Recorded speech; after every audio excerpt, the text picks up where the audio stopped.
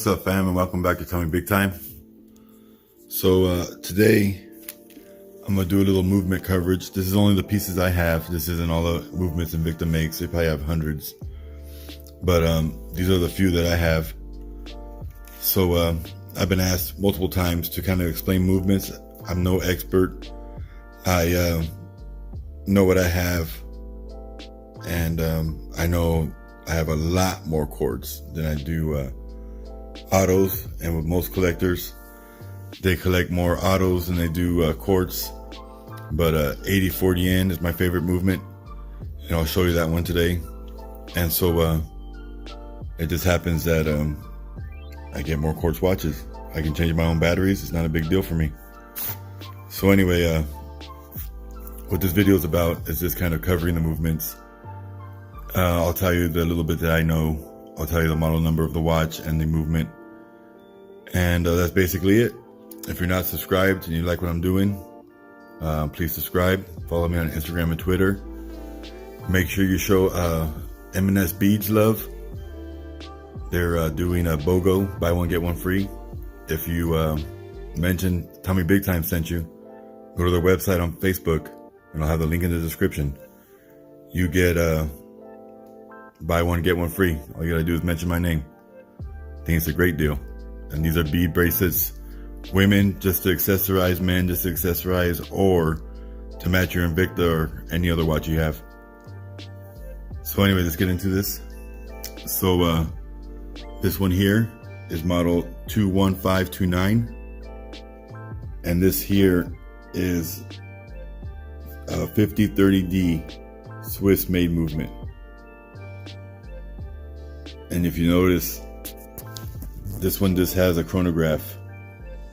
Has a minute, second, hour, and then the large reserve hand at the 12 o'clock. That is the chronograph hand. And the hour and the minute are stationary because currently right now I'm not using the chronograph. So that's one of the many movements you can get in Invicta. And a trend I've noticed is that a lot of Swiss quartz big watches, the 56 millimeter and up, use the Z60, the 5040D, the 5030D, and the 8040N are the most common. They just can handle the bigger case and the larger hands. So this one here is the second one, and this is 15829 model number, and this is a Swiss made Ronda Z60 movement. And you'll notice the difference between this one is on the left. What would that be, 9 o'clock? This one has the day of the week. So this also has the second hand at the 3 o'clock, and the minute counter at the 6 o'clock. But this one has a day of the week, and the same thing, the reserve hand is stationary. I'm trying to keep this stable, but I feel like I'm wobbling everywhere. So this is my favorite here. This is the 8040N Swiss made Ronda movement. And this one is completely different than all the rest. This one has a snapback retrograde movement at the top. So if you notice up there on the top, from the 11 o'clock to the 1 o'clock, you got Sunday, Monday, Tuesday, Wednesday, Thursday, Friday, Saturday. So when it gets to Saturday and it hits midnight, it snaps back to Sunday. That little hand that's pointing at Tuesday right now. And so this one is just my favorite because of the big date, the snapback feature, and it just looks great. So you've got the second counter at the 6 o'clock. You see they're passing over the 30 right now on the date. And then you've got the minute hand at the left, and one of the chronograph hands on the right. And then of course the stationary 12 o'clock reserve hand that's only used for the chronograph. But yeah, this was my favorite. And if you notice, this is the only one that has a super large date. If you look back at the Z60, it's got the little small date there. Same with this one here. And that's the 5030D, this one here. So anyway, yeah, this is my favorite. If you're gonna collect quartz watches, there's a lot of good movements, but this one's by far my favorite. And second would be the Z60. I like the day of the week feature, even though I don't really use it, I don't really need it. I just like that it's there. But that big date and that retrograde snapback there at the top just looks good, man. It's a really nice movement. So moving on. So now we're going down to this abalone dial here. And this one is model 21876. And this is 8371D. Swiss made movement also. And most of these Swiss made movements, the chronograph hand is the reserve 12 o'clock that's pointing to the 12 o'clock right now. And if you notice, this one looks very similar to this one here, but they're not the same. Different movement, both Swiss made. And that 8040 yen I was showing you, the orange dial, is model 80173. So on to the next, the Leviathan. This one is model 1958. And this one has a Swiss Ronda 5040D movement. And you see the Swiss made. So this is another variation. And you'll find this 5040D in a lot of larger watches. And the reason they use certain movements in larger case diameter watches is because it's got to be able to handle the weight of the hands. So you can't put a little tiny weak movement into a big huge case and put big large hands on it.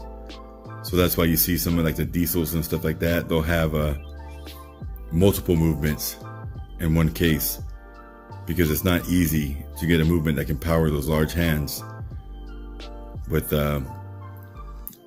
inexpensive movements.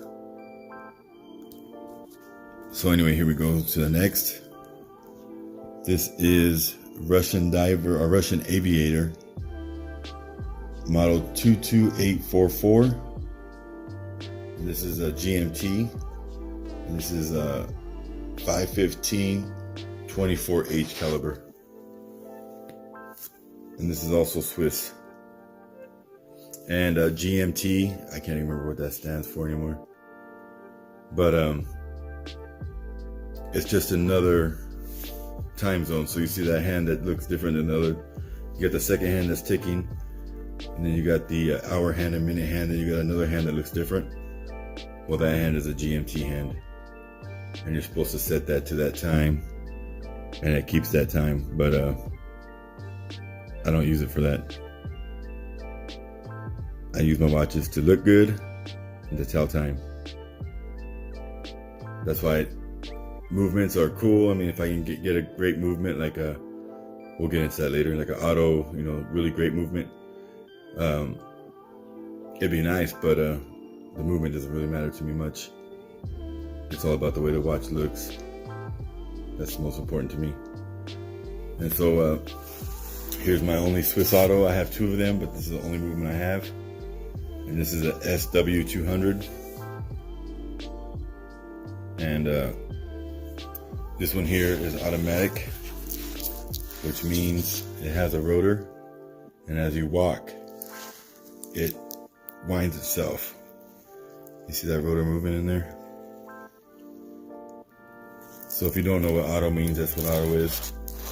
And it's convenient when you're wearing it. You never got to worry about it dying while you're wearing it. But when you put it away for a couple of days like I do, because I rotate my watches, then you've got a dead watch every time you put it back on. So I just wore this one the other day, so it stopped on the 31st.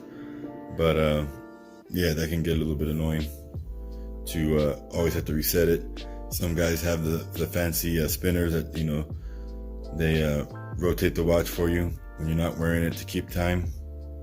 But I don't have enough autos for that. I have 4 total, and it's really not necessary. But this is an SW200, which is a ETA movement, and not even close to a great top of the line movement, but it's a reliable, good movement.